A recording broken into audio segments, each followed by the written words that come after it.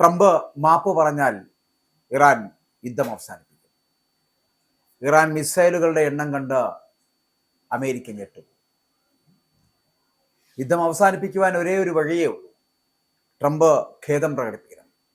Trump ഖേദിച്ച് കീഴടങ്ങുന്നതുവരെ യുദ്ധം തുടരുമെന്ന് Iran പറയുന്നതിന് പിന്നിൽ തങ്ങളുടെ രാഷ്ട്രത്തിനെതിരെ നിങ്ങൾ ആരംഭിച്ച ആക്രമണത്തിന് നിങ്ങൾ തന്നെ വില നൽകണമെന്ന നിലപാടിലാണ് ഇറാൻ പട.